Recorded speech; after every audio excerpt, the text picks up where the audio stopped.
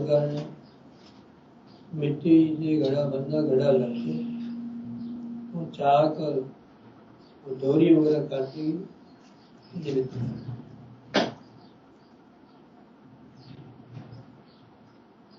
मैं ही निमित्त कारण। ये जो जितनी क्रियाएं है ये निमित्त कारण।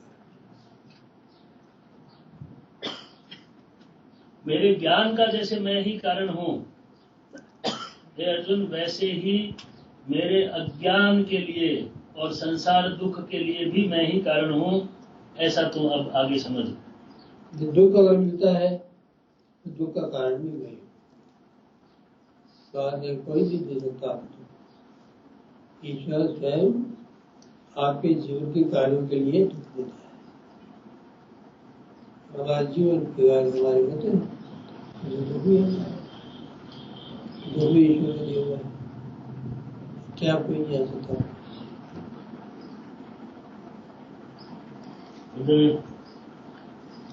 पढ़ने में बड़ा उचित लगता है, दुख के लिए मैं ही कारण हूँ। ऐसा लगता है कि दुख के लिए तो जीव स्वयं कारण ईश्वर सामान्य कारण। सामान्य कारण तो बराबर जीव का हो सकता है क्या, वो सामान्य कारण नहीं। उसने कर्म किए हैं तो फल देने वाला तो ईश्वर ही होगा ना। बीज है तो उसमें फल तो पृथ्वी पैदा करेगी। कारण वही, वो सामान्य कारण तो नहीं है। तो सबको दुख और सुख दोनों जो फल निकलते हैं उसके लिए पृथ्वी जैसे कारण फलों के लिए है, दुख सुख फलों के लिए नहीं कारण। मेरे बिना नहीं कि जब दुख पहुंच जाए संभव नहीं है, मेरे कारण मैं उत्पन्न भी करता हूँ, यथा समय सबको देता हूँ मैं। तो सब जीवों के अंदर पीछे में बैठा, प्रत्येक के अंदर सामान्य रूप से मैं बैठा हूँ। हर जीव के पृष्ठभूमि में मैं बैठा हूँ। आपको मैं सबको देता हूँ, बैठा हूँ, चलाने वाला मैं ही। यदि मैं चला करके भी शांत हूँ, कुछ नहीं करता, लेकिन इन दोनों विरोधी बातों को समझना पड़ता है। करता हो कि नहीं करता है, सब कुछ करता है, कुछ नहीं करता। सब कुछ भोगता है, कुछ भी नहीं भोगता।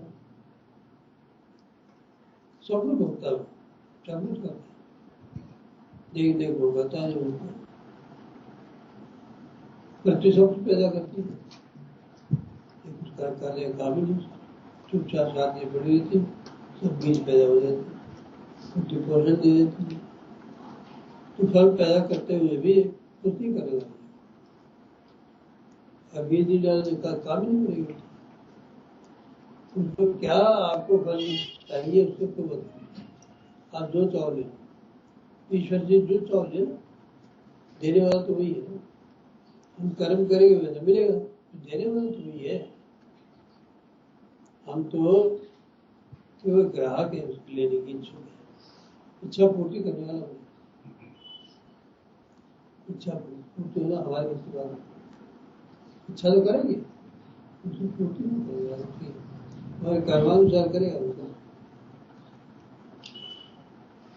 मेरे ज्ञान का जैसे मैं ही कारण हूं, वैसे ही है अर्जुन मेरे अज्ञान के लिए और संसार दुख के लिए भी मैं ही कारण हूं।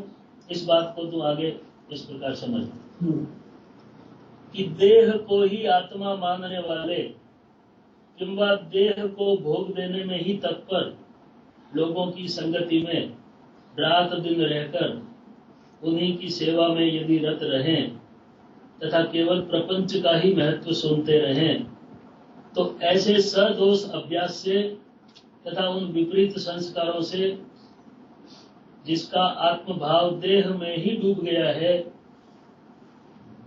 वे लोग फिर परलोक में व इहलोक में भोग प्राप्त होने के लिए कर्म मार्ग से दौड़ते हुए परिणाम में दुख के चुने हुए भाग के ही हिस्सेदार बनते हैं। क्लियर है तो? संसार को, देह को अपना असली रूप बांट दिया। मैं देह हूँ ये मान लिया, तो मान के देह ऐसे लोगों में छोड़े, ऐसे कर्म किए, संसार को सत्य माना।